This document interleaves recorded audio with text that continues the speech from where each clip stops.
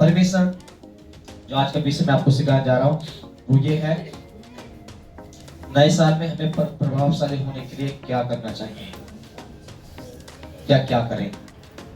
नए साल में प्रभावशाली होने के लिए, प्रभावशाली मतलब समझते हैं हम जब वो जो करें वो हो नहीं पाए। जब मैं प्रार्थना में बैठूं तो मेरी प्रार्थना अनसुनी ना हो, जब मैं जिस काम के लिए निकलूं वो काम असफल ना हो, मैं जो करना चाहता हूं, जो बोलता हूं वो मेरा काम पूरा हो जाए परमेश्वर के द्वारा। तो प्रभावशाली मतलब ने एक अपनी भाषा बोले बोझ वाला व्यक्ति, वजनदार इंसान है ना, तो उसको प्रभावशाली कहते हैं, सामर्थ्य बोलते हैं। तो कैसे बनेंगे आप बताइए नए साल के अंदर प्रभावशाली बनने के लिए हमें क्या करने की जरूरत है या क्या करें, बताइए। सवाल है आज का विषय है, बताएंगे कुछ लोग क्या करना चाहिए, किसी को नहीं मालूम? लगी चाहिए सेट आओ, खाना खाओ, तुमको तो सॉरी खाता है नहीं, तो आओ फिर केवल प्रार्थना करो, 2 4 10 5 गीत गाओ और अपने घर चले जाओ। बस यही हमारा एक काम होता है। हर साल ऐसे आते हो ऐसे निकल कर चली जाती है। फिर लोग मैं आपको बताऊं, हर साल व्यर्थ मत जाइए। अभी 365 दिन जानते हैं, बहुत ही इम्पोर्टेंट हमारे लिए दिन होते हैं, जो मसीह लोगों के लिए खास, स्पेशली परमेश्वर के लोगों के जितने भूखे भक्त हैं इस दुनिया के अंदर, चाहे वो किसी भी मजहब से क्यों ना हो, जो रियली सच्चे अच्छे भक्त हैं उनके लिए ये हर एक दिन बहुत ही खास, बहुत ही महत्वपूर्ण होती है और वो दिन को खराब करना नहीं चाहते। तो क्या हम भक्त हैं परमेश्वर के या नहीं? भक्त है या नहीं? हम उसके विश्वासी हैं या नहीं? भक्त का मतलब संस्कृत वर्ड में कहते हैं, तो विश्वासी हमारी बाइबल कहती है। हम परमेश्वर कौन है? भक्त है ना, चेहरे हैं ना परमेश्वर के, विश्वासी जन है ना परमेश्वर के। और जब है तो हमें क्या होना चाहिए परमेश्वर के लिए अपने जीवनों में इन बातों को रख क्या करने की जरूरत है, ये वचन आपको बताएगा। चलिए मैं आपको कुछ बातें सिखाऊंगा, 5 बातें हैं प्रभावशाली बनने के लिए। वो 5 बातें क्या हैं? आइए सबसे पहले बातें देखेंगे। परमेश्वर संगति में रहना है। सबसे पहला हमारा इस साल के अंदर पहली बात प्रभावशाली का है, वो है परमेश्वर की संगति में रहना। उसकी संगति से अलग कभी भी ना हो। कौन ऐसा व्यक्ति था जो परमेश्वर की संगति में रहा और जो बड़ा प्रभावशाली बना? बाइबल में से कोई व्यक्ति है क्या? कौन है, बता सकते हैं? जो परमेश्वर संगति में रहा वो बड़ा प्रभावशाली बना, उसको परमेश्वर ने बहुत ही आशीष दी। चलिए मैं आपको बताऊं, लिखारी की उत्पत्ति की पुस्तक 39 अध्याय और उसका 1 से लेकर 4 तक पढ़ेंगे, सॉरी 1 से लेकर 3 तक पढ़ेंगे। उत्पत्ति की पुस्तक 39 अध्याय 1 से लेकर 3 तक पढ़ेंगे। चलिए से पढ़े, जब मिल जाए तो आप जरूर पढ़े, बाकी लोग ध्यान से सुनेंगे।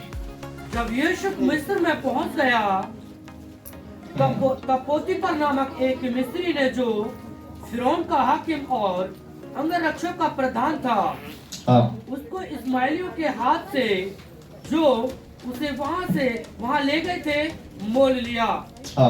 यूसुफ अपने मिस्री स्वामी के घर में रहता था और यहोवा उसके संग था, इसलिए वह भाग्यवान पुरुष हो गया। और यूसुफ के स्वामी ने देखा कि यहोवा उसके संग रहता है और जो काम वह करता है उसको यहोवा उसके हाथ से सफल कर देता है। बस तो जानते हैं सबसे बाइबल में प्रभावशाली व्यक्ति, परमेश्वर संगति में रहने वाला व्यक्ति कौन थे? यूसुफ। तो यूसुफ की कहानी पढ़ने की चाहो तो इसको 39 अध्याय हर जगह पढ़ लेना, पूरी कहानी इसमें मिल जाएगी 39 और 40 अध्याय के अंदर। यहाँ हम देखते हैं यूसुफ जो था उसके भाइयों ने उसको बेच दिया था, बहुत उसको तुच्छ समझते थे, गिरा हुआ समझते थे, और वो परमेश्वर के लिए बहुत ही विश्वासी व्यक्ति था और परमेश्वर संगति से कभी भी अलग नहीं रहता था। हर एक बात में प्रार्थनाओं के साथ काम करता था। इसमें 3 बात देखते हैं। सबसे प्रथम परमेश्वर संगति में रहने के बारे में सबसे पहले वो क्या था? अपने परमेश्वर में संगति रखता था, दूसरों पर विश्वास योग्य था अपने स्वामी के साथ भी। जब मिस्र स्वामी के साथ वो खरीद के इसको ले गया तो अपने स्वामी घर में वो पवित्रता के साथ, विश्वास योग्यता के साथ उसी कामों को करता रहा। जब ये लोग प्रभु की संगति में रहते हैं तो इस बात को याद रखिए, हमारे जीवन में कभी धोखाधड़ी की बात नहीं होगी, हम कभी एक दूसरे को झूठ बोलने वाले नहीं होंगे। परमेश्वर कहते हैं, जानते हैं कि हमने नाइट प्रे में दो दिन पहले भाई प्रवेश नहीं वचन आपको दिया, 2 अध्याय में उसकी 17 आयत में समझेंगे ना। तो उसमें लिखा था जो प्रभु की संगति में रहता है वो क्या हो जाता है, एक आत्मा बन जाता है। तो परमेश्वर संगति में रहने वाला व्यक्ति परमेश्वर साथ में कैसा हो जाता है, वो एक आत्मिक जीवन जीने वाला बन जाता है। फिर संसारिक शारीरिक जीवन से कोई भी लेना देना नहीं होता, संसारिक वस्तु से उसको कोई भी मत नहीं होता, जो उसके पास हो तो भी नहीं हो तो भी वो परमेश्वर की संगति में रहकर खुश रहना चाहता है, कि उसने अपना जीवन किसको सौंप दिया है, परमेश्वर को। तो इस साल में आप सबसे पहले परमेश्वर के साथ अगर कुछ अपने जीवन, अपने परिवार, अपने घराने के अंदर चाहते कि मेरा घराना पावरफुल, एक आशीष में एक अच्छा आशीष मिले, तो परमेश्वर संगति में रखना जरूरी है। परमेश्वर की संगति केवल मत सोचिए, दुनिया के लोग भी कहते हैं, बाइबल कहते हैं जहाँ 2-3 होते हैं वहां परमेश्वर होता है, ये बात कहते हैं। संगति मतलब होता है जहाँ परमेश्वर की चर्चा होती है और पर्सनल अपनी व्यक्तिगत जीवन से परमेश्वर के संग रहना। आपका व्यक्तिगत जीवन को परमेश्वर सही तरीके में जानने वाला हो और आप परमेश्वर को सही तरीके से जानने वाले हो। आपकी अगर संगति प्रभु के साथ अच्छी नहीं है तो चर्च में आकर स्विंग कर भी जाएंगे तो भी कोई फर्क नहीं पड़ेगा। जो व्यक्ति प्रभु के साथ अच्छा संबंध रखता है वो चर्च में अलग ही दिखेगा। जब कलीसिया में लोग आएंगे उस व्यक्ति को देखेंगे भाई उसके अंदर कोई भी ना तो घमंड दिखाई देगा, ना किसी को वो ज्यादा बोलता दिखाई देगा, ना किसी ज्यादा फालतू बात करते दिखाई देगा। उसे आराधना में जब बोलेगा तो आराधना में बिल्कुल लीन हो जाएंगे। जो वचन सुनने के समय आता है तो बिल्कुल उसके वचन सुनने की ही बातें करेंगे। वो केवल परमेश्वर के दिन में, परमेश्वर के समय में केवल परमेश्वर छोड़ किसी और की तरफ ध्यान नहीं देंगे और वो पहले हर एक बात में परमेश्वर को महत्व और परमेश्वर को पहला स्थान देते हैं, जो परमेश्वर की संगति में रहना जानते हैं। इसलिए आज यूसुफ को अपने जीवन को देखिए, यूसुफ ने अपने परिवार में सबसे छोटे थे, सबसे छोटे होने के बाद उनके भाइयों ने उनको बेच भी दिया था और जिसके यहाँ पर वो रहा उसके बड़े दुखों के साथ समय बिताया। यहाँ पढ़ने ज्यादा वो नहीं समय नहीं है, पर यहाँ पढ़ेंगे तो उसमें लिखा, इस पर काफी आरोप लगाएंगे और इसमें जो पढ़ेंगे तो इतना ही नहीं, परमेश्वर ने उसको उस देश का प्रधानमंत्री बना दिया था। क्या बनाया यूसुफ को? प्रधानमंत्री। एक मामूली सा लड़का, कुछ नहीं जानता था, केवल परमेश्वर से अच्छा संबंध था, परमेश्वर के संग अच्छा ईमानदार विश्वास योग्य जीवन जीने वाला था। पैसा नहीं था, इतना बड़ा पढ़ा लिखा समझदार नहीं था, परंतु परमेश्वर ने क्या बना दिया? देश का प्रधानमंत्री। हम एक देश के अधिकारी पर नहीं दे पाएंगे। अगर अब चाहे पढ़ लो, बड़े अच्छे पोस्ट पे पढ़ लो, कितने भी बड़ी बड़ी डिग्री प्राप्त कर लेंगे, अगर परमेश्वर का जीवन अच्छा नहीं है, मेरा नेचर ठीक नहीं है, मेरा व्यक्तिगत जीवन अच्छा नहीं है, कोई अधिकारी नहीं मिल पाएंगे। आज बड़े बड़े पढ़े लिखे लोग क्या कर रहे हैं? छोटे मोटे बिजनेस लेकर बैठे हुए हैं, कोई अधिकारी पोस्ट पर नहीं मिल पा रहे। बहुत सारे लोग दुनिया में ऐसे हैं क्योंकि वो ईश्वर को कम, अपने आप को ज्यादा महत्व देते हैं, इसलिए वो आज भी पीछे की तरफ रह गए। और जो परमेश्वर को ज्यादा महत्व देता है और अपने आप को कम देता है वो परमेश्वर पढ़ता है ना। वो व्यक्ति ही परमेश्वर पढ़ता है जिसने अपने आप को भूल गया और परमेश्वर को याद रखते अपने जीवन में, तो परमेश्वर उसको आगे बढ़ाता है। ठीक है। दूसरी बात है आज्ञा मानना। आज्ञा मानने के बारे में आता है। दूसरी बात हमारे जीवन में क्या है?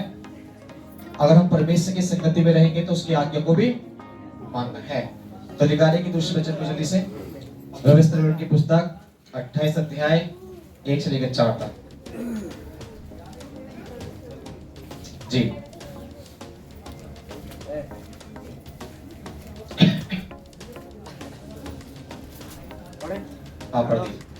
यदि तू अपने परमेश्वर यहोवा की सब आज्ञाएं जो मैं आज तुझे सुनाता हूँ चौकस से पूरी करने को चित लगाकर उसकी सुने, तो वह तुझे पृथ्वी की सब जातियों में श्रेष्ठ करेगा। बस जानते हैं पहली आयत में ये बताती है कि जब हम परमेश्वर की जो आज्ञाएं, जो विधि, जो नियम, जो सारी बातें हम सुनते आए हैं, सीखते आए हैं, यदि हम उसको क्या करेंगे पूरे ध्यान से चित लगाकर क्या करते हैं, चौकसी के साथ उसे क्या करते हैं, चित लगाकर उसके सुनते हैं, तो पृथ्वी की सब जातियों में क्या करेगा? परमेश्वर श्रेष्ठ करेगा। हमारी पृथ्वी के ऊपर अलग प्रकार की बहुत सी जातियां हमारे अड़ोस पड़ोस में भी बहुत रहते हैं। उन सब जातियों से बढ़कर परमेश्वर आपको एक महान ठहरा देगा। जैसे यूसुफ को परमेश्वर ने वहां पर बहुत बड़े लिखे बुद्धिमान ज्ञानी भविष्यवक्ता उस देश के अंदर और भी थे, परंतु औरों को परमेश्वर ने महान नहीं किया। और भी परमेश्वर के भक्त वहां पर रहते थे, और भक्तों को परमेश्वर ने देश का प्रधानमंत्री नहीं बनाया था। यीशु को ही बनाया, कारण क्या था कि वो परमेश्वर के साथ अच्छी संगति रखता था। और यहाँ जब सब नंबर 1 दूसरी बात जब यहाँ देखते हैं, यह आज्ञाकारी की बात आती है कि जो परमेश्वर हमें आज्ञा है, जो हमें आज सुनाता है और जो हमें चौकसी के साथ पूरी करने के लिए चित्त लगा उसके सुनते हैं, तो पृथ्वी सब जातियों में श्रेष्ठ करेगा। चित्त का मतलब समझते हैं आप? चित्त किसे कहते हैं? चित्त मतलब हमारा ध्यान। यहाँ आधे से ज्यादा लोग जब वचन सुनाते हैं ना, तो गेट से बाहर निकलते हैं, ध्यान से निकल जाता है, क्या सुना पता नहीं। हम अगले से पूछे पर्सनली, भाई क्या सिखाया था, आपको मालूम है क्या? हाँ पास्टर वो होगा शायद, ऐसा हो सकता है शायद, क्योंकि 2-4 लोगों के ही मुंह से बटन निकलते हैं, बाकी सब लोग के मुंह चुपचाप बंद रहते हैं कि वो सुनते नहीं हैं। अगर सपोज करो कुछ कोई पर्सनली आपको कुछ गलत बोल दे, तो उसको बोले पास्टर ने हमारे ऐसा बोला था, 1 महीने 2 महीने साल तक याद रखेंगे। क्यों? वो बुरा है। अच्छी बातें मनुष्य को पसंद आज भी नहीं है आरंभ से। अच्छी बातों के लिए मनुष्य अपना समय देना जब पसंद नहीं करते आरंभ से।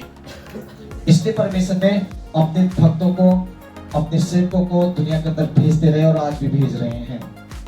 चाहते हैं कि दुनिया बदल सके, चाहते हैं कि वो आज्ञाकारी बन सके और परमेश्वर के सुनने वाले हो सके। आज जब हम इस बात को ध्यान रखें कि जब तक हम उसकी चित्त लगाकर नहीं सुनेंगे, आप परमेश्वर के लिए आशीष को भी प्राप्त नहीं कर पाएंगे, प्रभावशाली नहीं होंगे। आप संगति में रहिए, आप उसके साथ रह तो रहे हो, पर वैसे कुछ बोलेंगे बेटा आपको ये काम करना है, और परमेश्वर टाइम नहीं है मुझे आज, है ना? बोलेंगे बेटा तू ऐसा अच्छा सा मन रखता है, मैं तुझे ये इच्छा रखता हूँ कि तू ये कर, कि परमेश्वर मैं अगले हफ्ते कर सकता हूँ, इस दिन आज नहीं करूँ, अगले हफ्ते कर लूंगा, थोड़ा सा आज के लिए माफी कर दो परमेश्वर। परमेश्वर मेरे जैसा नहीं है, परमेश्वर हमारा जैसा बिल्कुल भी नहीं है। ये मत सोचिए कि परमेश्वर मेरे और आपकी जैसे सोच सकता होगा। बाइबल में लिखा हुआ है जहां हम सोचते भी नहीं है वहां परमेश्वर की सोच स्टार्ट होती है ना? जहां हम देखते नहीं है परंतु परमेश्वर वहां हमारे लिए रख देता है ना? और जहां हम करना नहीं जानते परमेश्वर वहां से स्टार्ट कर देता है। तो हमारी गति और उसकी गति में जमीन आसमान का फर्क है।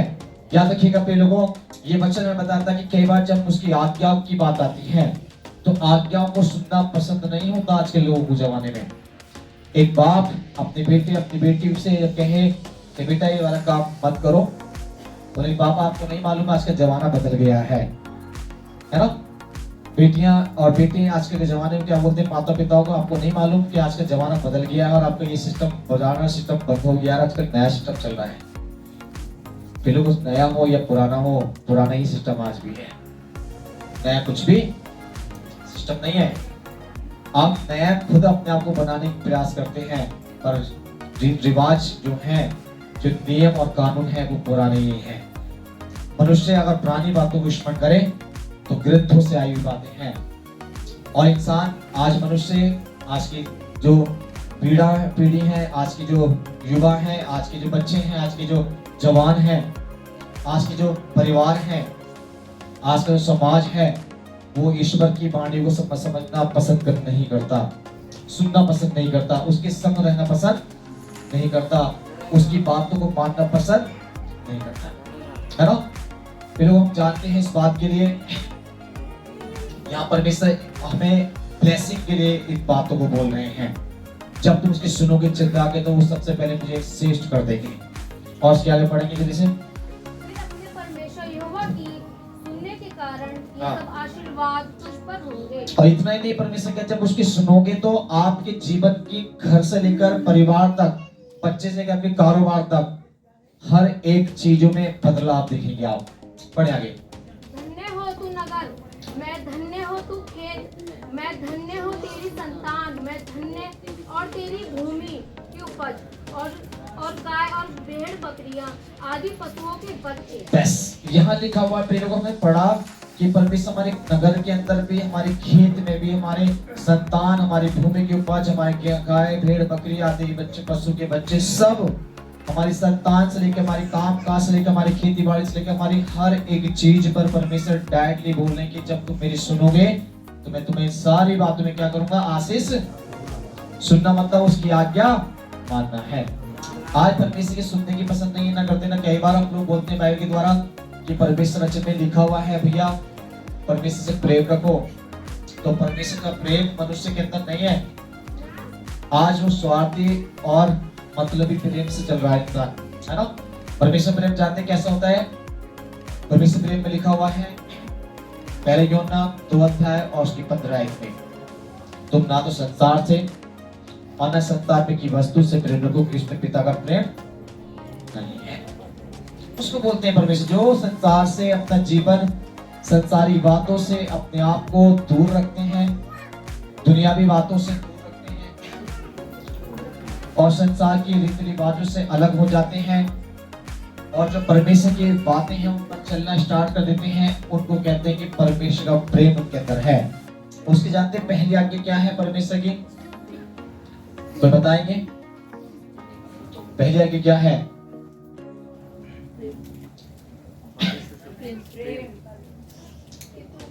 अपने अगर नए नियम में देखिए तो उसने कहा सबसे पहले सारे मन, सारे बुद्धि, सारे प्राण से क्रूर से प्रेम रखो। अब पुराने नियम में देखती है तो उसने कहा तुम मुझे छोड़कर किसी को ईश्वर करके ना मानना। तो उसकी पहली आज्ञा मतलब तू जब मुझसे प्यार करता है तो मुझे छोड़कर किसी और से प्यार ना करना। हम क्या करते हैं कई बार परमेश्वर से भी ज्यादा अपनी पत्नी को, अपने पति को, अपने बच्चों को, अपने माता पिता को, अपने काम काज को, अपनी जॉब को, अपने जीवन की हर एक बात को पहले महत्व देते हैं।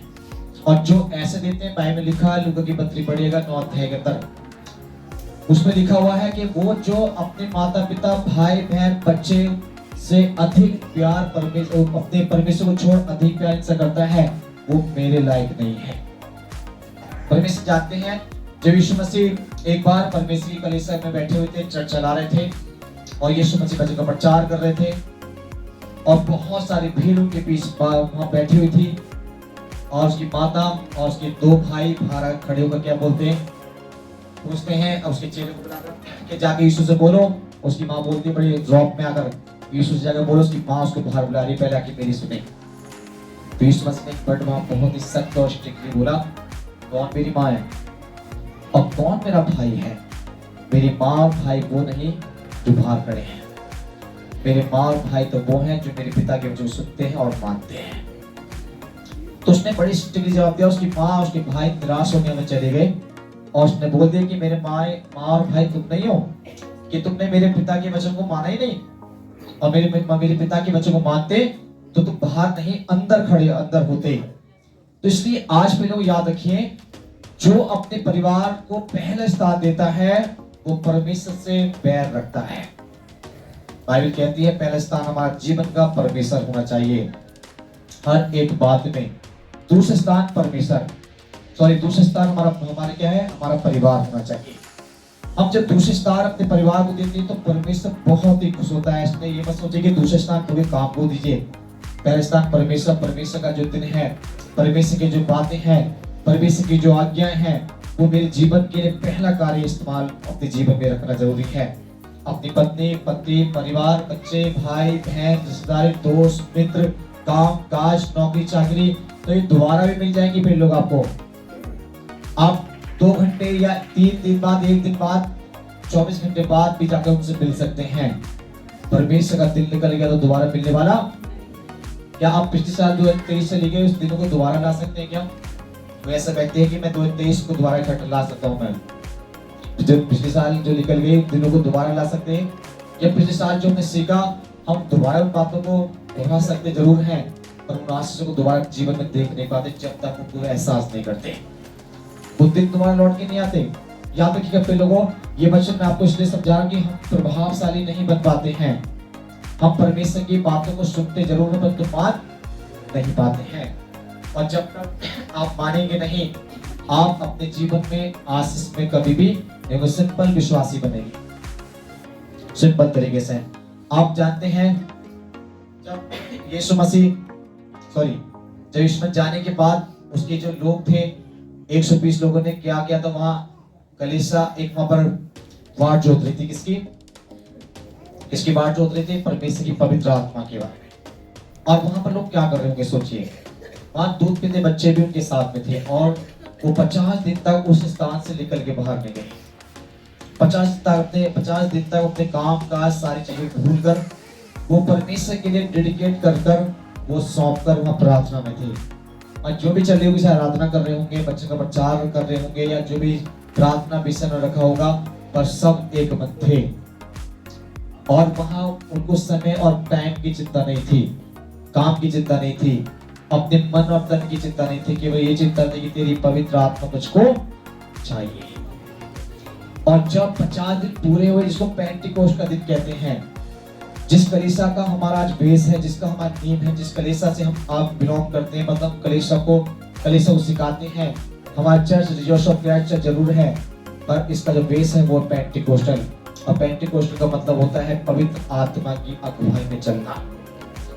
और जब पेंटिकोस्ट का दिन आया, 50 दिन जब पूरे हुए, तो पवित्र आत्मा ने उस पूरी कलीसिया के हर एक व्यक्ति को आत्मा से भर दिया। और एक भी जन वहां पर शांति से नहीं रहा। सबको परमेश्वर ने अलग अलग तरीके से वरदान, अलग अलग तरीके से इस्तेमाल किया। क्या हम ऐसे प्रभावशाली बने या ऐसे प्रभावशाली बनना चाहते हैं? अगर ऐसे प्रभावशाली बनना चाहते हैं तो मैं आपको राइट और सही बताता हूँ, ये बातों को अपने जीवन में अपनाना जरूरी है। उसकी आज्ञा को मानेंगे तो मेरी फैमिली, मेरी पत्नी, मेरे बच्चे, परिवार सब आशीष में हो जाएंगे। ठीक है, जल्दी तीसरी बात पर ध्यान देंगे, वचन पर ध्यान करना। तीसरी बात है वचन पर ध्यान करना। यीशु की पुस्तक 1 अध्याय 8 में तो पढ़े।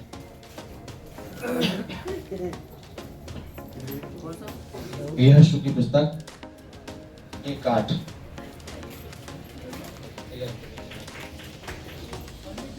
व्यवस्था की यह पुस्तक तेरे चित्त से कभी न उतरने पाए, इसी में दिन रात ध्यान दिया रहना, इसलिए कि जो कुछ उसमें लिखा है उसके अनुसार करने की तू चौकसी कर, क्योंकि ऐसे ही करने से तेरे सब काम सफल होंगे और तू प्रभावशाली होगा। यस, यहाँ बाइबल के द्वारा परमेश्वर इस बात को बताता है कि व्यवस्था की यानी वचन जो आपको दिया जा रहा है, ये पुस्तक आपके चित्त से, आपके ध्यान से कभी उतरने न पाए। इसमें तुम क्या देना? रात दिन ध्यान दिया करना।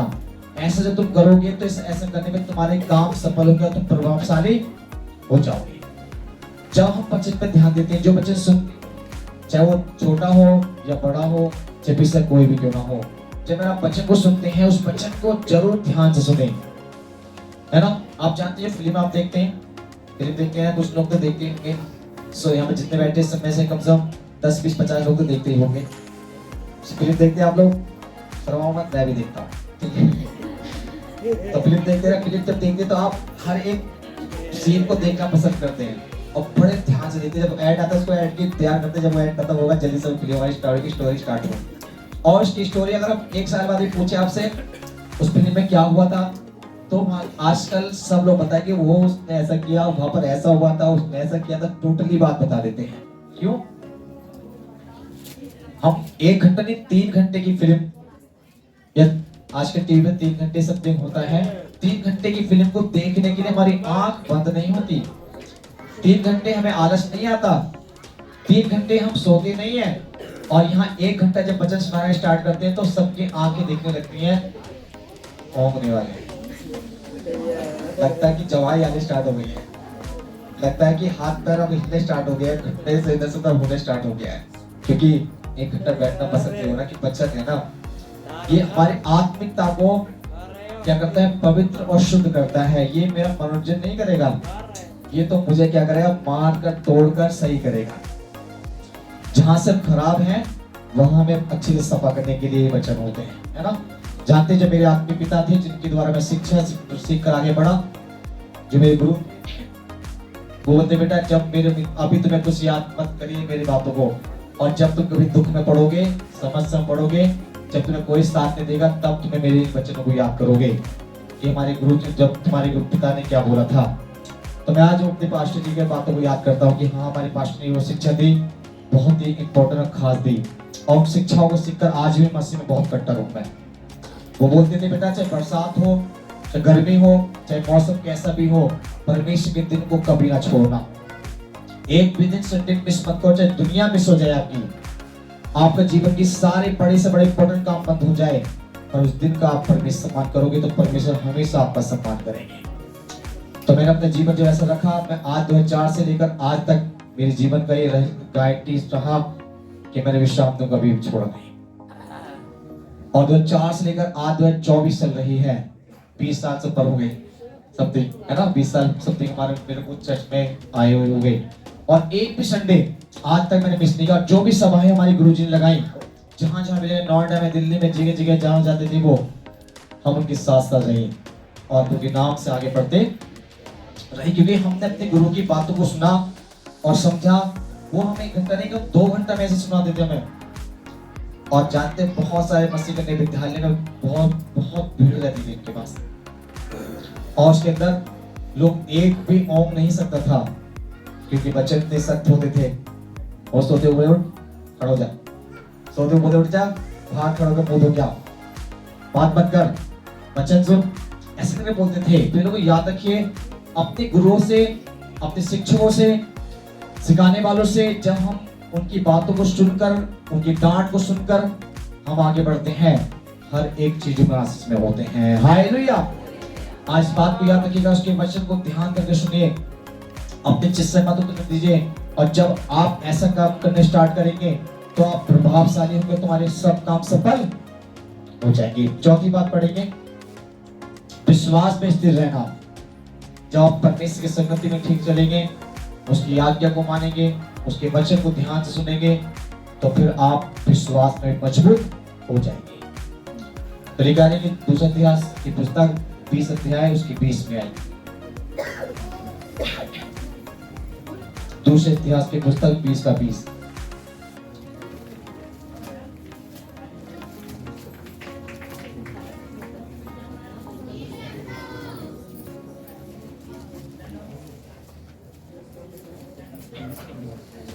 पढ़ दीजिएगा जल्दी से।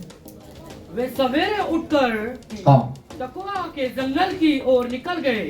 हाँ और चलते समय यहोशापात ने खड़े होकर कहा, हे यहूदियों, हे यरूशलेम के निवासियों, मेरी सुनो, अपने परमेश्वर यहोवा पर विश्वास रखो, तब तुम स्थिर रहोगे। उसके नबियों की प्रतीति करो, तब तुम कृतार्थ हो जाओगे। बस ये 20 अध्याय और 20 में जाते हैं यहोशापात के बारे में, जो आपको अभी पहले बच्चे को समझाया भी गया, सिखाया भी गया था, और कुछ लोग सुना भी था, है ना। इस 20 अध्याय के 20 में आपको बताता है कि जब वो सेनाओं पर धावा बोलने जा रहे थे, तो उन्हें किसी और की सहायता नहीं मांगी, परमेश्वर की सहायता मांगी। और उसने यहोशापात ने अपने तमाम लोगों से एक वर्ड बोला और शब्द बोला। सवेरे उठकर उन्हें क्या करा, वो जाने लगे। और चलते समय यहोशापात ने खड़े होकर उनसे कहा, हे यहूदियों के लोगों, यरूशलेम के निवासियों, मेरी सुनो और परमेश्वर की ओर क्या करो, विश्वास रखो, और तब तुम क्या रहोगे, स्थिर रहोगे। जब परमेश्वर से विश्वास रखते हैं तो हम कह रहते हैं स्थिर रहते हैं। और दूसरा नंबर परमेश्वर कहते हैं इस वचन के द्वारा, और जो परमेश्वर के नबी हैं, मतलब उनके सेवक हैं, अगर उसमें लिखा उनकी क्या करो, प्रतीति करो, तब तुम क्या कृतार्थ हो जाओगे। कृतार्थ मतलब तुम सफल हो जाओगे। परमेश्वर के दासों की, परमेश्वर को की आप कभी सुनकर सुना मत करिएगा, चाहे वो छोटा दास हो, चाहे वो बड़ा दास हो, चाहे वो कैसा भी क्यों ना हो। परमेश्वर जिसको चुना है अपने सेवकाई के लिए, वो परमेश्वर का अभिषेक दास होते हैं। जो वो वचन से बोले, जो परमेश्वर के बारे में आपको बताया जाए, तो आप उनकी सुनकर मानना जरूरी है। और या आपको अलग से कुछ गलत बोले तो बिल्कुल ना सुने। ऐसे बहुत से सेवक होते हैं, अपने मन की गलत बातों को बता सकते हैं आपको, पर बातों को ध्यान ना दीजिए। वचन से, बाइबल से जब आपको समझाया जाए, आप उस पर मनन करिए, अपना ध्यान रखिए और उसकी सुनना स्टार्ट करिए, तब आप विश्वास से ठहरेंगे। और जब विश्वास से ठहरेंगे, तो इस बारे में आपको बताया था कि परमेश्वर ने यहोशापात के द्वारा एक बड़ा काम किया। उसके आराधना करने लगे, वो परमेश्वर में विश्वास के साथ आराधना में चले गए और उसने सेना को विजय प्राप्त कर पाए।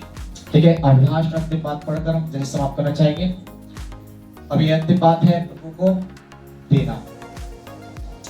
अब जब देने की बात आती है तो बोले कि पास जब मांगना पड़ेगा। और लोग परमेश्वर के लिए देना स्टार्ट करेंगे। अंतिम बात और लास्ट बात है, परमेश्वर को देना चाहिए क्या? तन मन धन। अपना तन प्रभु सौंप दो, मन परमेश्वर को और धन भी परमेश्वर को सौंपो। चलिए पढ़ेंगे लूका की पुस्तक उसका 6 अध्याय उसके 38 में आएगी। लूका की पुस्तक 6:38। जल्दी से पढ़कर आगे चल खत्म करेंगे। हाँ, दिया करो तो तुम्हें भी दिया जाएगा।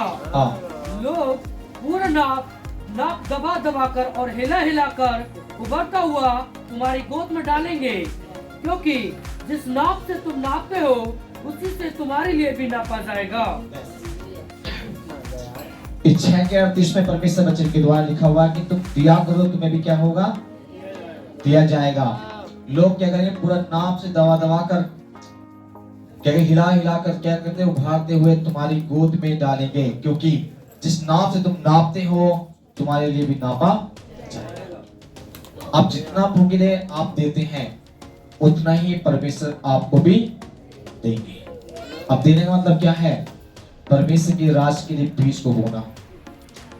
आप जानते हैं लोगों ने खेतों में क्या बो रखे, कितने गेहूं भी होंगे, जितने बोएंगे उतना काटेंगे ना। अगर आपने 1 बीघे बोया तो कल को बोले नहीं तो 2 बीघे काटेंगे, ऐसा हो सकता है क्या? हो सकता है? तो खेती वाले बहन भाई हैं वो लोग जानते होंगे, 1 बीघे बोया तो 1 बीघे काटेंगे ना। अगर 2 बीघे बोएंगे 2 ही बीघे।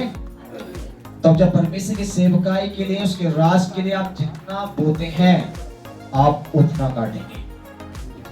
आपके हाथ में जब आप परमेश्वर के लिए करते हैं, देते हैं, तो परमेश्वर भी आपको देंगे। उसमें लिखा तुम दिया करो तो परमेश्वर तुम्हें भी दिया जाएगा। हम परमेश्वर के लिए कभी भी अपने हाथ को न रोकें। ये भी हमारे प्रभावशाली होने का एक रहस्य है। कई बार हम प्रभु की आज्ञा को प्रार्थना करते हैं, संगति में जाते हैं, बच्चों को ध्यान करते हैं, संगति में भी रहते हैं, विश्वास में भी रहते हैं, और जब देने की बात आए हम अपने हाथ को रोक लेते हैं, है ना। अपनी कमाई का 10वां अंश परमेश्वर के भंडार में नहीं दे पाते हैं। अपनी कमाई का 10वां भाग परमेश्वर को देना पसंद नहीं करते। सोचते हैं हमारे पास तो ऑलरेडी पैसे बहुत कमी है, हम बहुत ज्यादा परेशान है, अभी पैसे की बहुत प्रॉब्लम चल रही है, नहीं दे पाएंगे। बाइबल में लिखा जो अपनी घटी में से देता है परमेश्वर उसको अपनी आशीष से भर देता है, और जो बढ़ती में से देता है तो कोई फर्क नहीं पड़ता। जिसके पास ऑलरेडी सब कुछ है वो दे रहा है, उसको कोई फर्क नहीं पड़ेगा। और जो अपनी कमी में से भी देता है वो परमेश्वर में फलवंत हो पाता है। ठीक है, आगे को बच्चे पढ़कर समाप्त करेंगे इसी में। दूसरे कोरिन्थियों की पुस्तक 8 अध्याय 15 में आई थी। 8 का पत्र, दूसरे कोरिन्थियों की पुस्तक 8 का पत्र। हाँ पढ़े।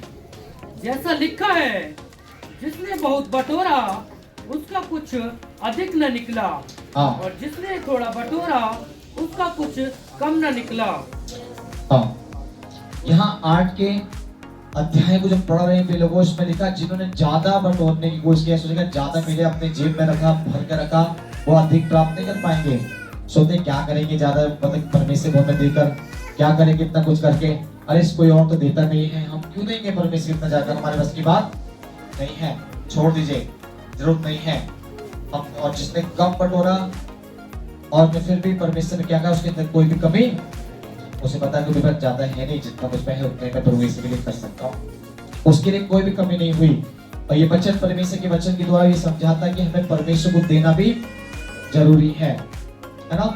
और जब तक परमेश्वर को नहीं देते परमेश्वर हमारे लिए रास्ता नहीं खोलते। एक बात और पढ़ के इसमें समाप्त करेंगे। 9 अध्याय का 6 से लेकर 8 तक, इसी का 9 अध्याय का 6 से लेकर 8 तक। परंतु बात यह है, जो थोड़ा बोता है वह थोड़ा काटेगा भी, और जो बहुत बोता है वह बहुत काटेगा। हर एक जन जैसा मन में ठाने वैसा ही दान करे, न कुछ उड़ के और न कुछ दबाव से, क्योंकि परमेश्वर हर्ष से देने से प्रेम रखता है। परमेश्वर सब प्रकार का अनुग्रह तुम्हें बहुतायत से दे सकता है, जिससे हर बात में और हर समय सब कुछ और तुम्हें आवश्यक हो तुम्हारे पास रहे, और हर एक भले काम के लिए तुम्हारे पास बहुत कुछ हो, जैसा लिखा है उसमें। ओके। इसमें लिखा है कि परंतु हर बात में क्या करना है, बात यह है कि जो थोड़ा बोता है वो थोड़ा काटेगा, जो ज्यादा बोता है वो ज्यादा ही काटेगा। या तो नॉर्मल सी बात हम लोग जानते हैं कि हम जितना देते हैं परमेश्वर उतना हमको देगा। और उसमें लिखा है परंतु देते समय इस बात को याद रखिए, जब आपने अपने मन में जो ठान लेते हैं हम उतना दान करें, मन में कुड़कुड़ाए नहीं। सोचने में हमने बोल तो दिया 1000 रुपए देने के लिए, कौन सा देंगे, अपने बोल तो दिया पर से कि बोले इतना चलो कर देंगे, तो पैसा तो आपने दे रहा तो पड़ेगा, 5 जी के सामने कुड़कुड़ा के दे रहे है ना, कई सबने बोल दिया कुड़कुड़ा के कर रहे हैं, तो आपसे करें 5 ना देंगे नहीं, 5 जी को क्या बोलेंगे, हमारी बेइज्जती हो जाएगी, चलो कर्ज लेके नहीं देते या कुछ करके। प्रिय लोगों, कभी दबाव से कभी कुड़कुड़ा कर परमेश्वर दान ना करें, क्योंकि परमेश्वर हर्ष से देने वाले जो खुशी के साथ देते हैं परमेश्वर से प्रेम रखता है ना। और इसमें 8 में कहता है कि परमेश्वर कहता है कि हर प्रकार अनुग्रह परमेश्वर बहुतायत से दे सकता है, जिससे हर बात में हर समय में सब कुछ जो तुम्हारे आवश्यक हो वो तुम्हारे पास रहे, हर एक भले कामों के लिए तुम्हारे पास बहुत कुछ हो, है ना। एक बात बोलकर मैं समाप्त करूंगा। आज भी लोगों इस साल के अंदर या पिछले साल लोग हॉस्पिटलाइज रहे, बताइए मस्ती में आने के बाद तब तक 15-16 परिवारों में से मेरे सुनने को मिला था कि हॉस्पिटल में गए 10,000 से ऊपर तो 20,000 में सब तक लगे होंगे, लगे ना, और ज्यादा भी लोग लगे। क्यों लगे?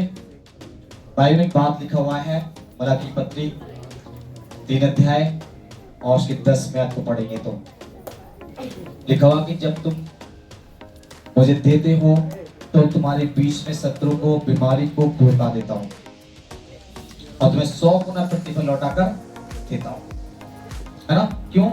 जानते हैं लोगों, बीमार जब होते हैं, परेशानी जब आती है, बाइबल ये नहीं कहती कि बीमार नहीं होंगे आप जब परमेश्वर का अपने कमाए का 10वां भाग समय पर निकालेंगे, बीमारी आएगी जरूर, समस्या आएगी जरूर, और हॉस्पिटल में एडमिट होने के लायक नहीं होंगे। हॉस्पिटल में ले जाकर एडमिट करने के लिए परमिशन नहीं चाहेगा। आप छोटी मोटी मेडिसिन जो खाते हैं उसके द्वारा ही आप ठीक, आपके 20,000, 30,000, 40,000 या दवाई जो आपने खर्च करे होंगे, आप समझ सकते कि मेरे पूरे साल 2023 जो चली गई, अगर मैं मेरा 20,000 सैलरी है तो 2,000 मंथ में देना कितना होता, 24 का साल का, है ना। अगर मैं 10,000 मतलब 10,000 कमाता तो एक साल कितना होता है, 1,000 रुपए। अगर मैं 5,000 कमाता तो 500 रुपए होता है, तो पूरे साल में कितने खर्च कर सकते थे, इतना पूरे साल में, और हम एक बार में ही इतना पैसा खर्च कर चुके। साल में देते हम एक महीने का अपना कमाई का आज, तो ये बीमारी मेरे होश पर लेकर नहीं जाती। ये बीमारी मेरे बच्चे को, मेरी पत्नी को, मेरे परिवार के किसी भी सदस्य को हॉस्पिटल में एडमिट नहीं होते थे। आपको मालूम है मेरी बेटी भी बीमार रही, हॉस्पिटल में एडमिट नहीं होती, घर पे परमेश्वर चंगा कर दिया। मैं भी 3 दिन पहले बीमार रहा हूँ और काफी खतरनाक फीवर था मेरे अंदर। डॉक्टर की दवाई मैं नहीं खाता हूँ, मैं डॉक्टर से मुझे नफरत है, दवाई से मैं प्रेरित नहीं रखता, मेरा परमेश्वर से मैं प्रेरित रखता हूँ, है ना। दवाई से बढ़कर मेरी दुआ है और दुआ से बढ़कर मेरे जीवन में परमेश्वर वचन है। पर जब मैं परेशान होता हूँ तो वचन उठाता हूँ, मैं खाने वाला उसको स्मरण करता हूँ। जब बीमारी ज्यादा बढ़ जाए तो किसी के पास, मनुष्य के पास जाने की प्रयास नहीं करता, घुटना टेक कर उससे बोलता, प्रभु तेरा सेवक हूं, तू मुझको चंगा करेगा। और वो परमेश्वर टाइम नहीं लगाता, महीना 2 महीना, साल 6 महीने लगाएगा, 10 दिन 15 दिन नहीं लगाएगा, वो 1 या 2 दिन में ठीक करके खड़ा कर देता है। परसों 25 तारीख को बीमार हुआ था, आज मैं ठीक हूँ। रात फीवर था पर आज बिल्कुल ठीक हूँ, कोई फीवर नहीं है, कोई परेशानी नहीं है, क्योंकि किसके द्वारा ठीक हुआ, परमेश्वर द्वारा। आप सोचते हैं कि आप अपने कमाई का 10% देते हैं, जो मेरी आती है मैं सबसे पहले परमेश्वर को देता हूँ हर मंथ, अपने परमेश्वर के लिए। और जो सेवक है वो पैसा वहां पहुंचा देते हैं अपने गुरु को या अपने सीनियर पास्टर को, या कोई हमारे संग सेवा करने वाले पास्टर के पास कुछ नहीं है, हम उनको दे देते हैं। तो हर मंथ का निकलता है, तो परमेश्वर पता कि मेरा समय से सब कुछ देता है, और ये कभी कुड़कुड़ाता नहीं है, क्योंकि मेरी नौकरी नहीं है, मेरा कोई बिजनेस नहीं है, मेरा तो सबसे बड़ा बिजनेस सबसे बड़ा काम तुम्हें सेवा है।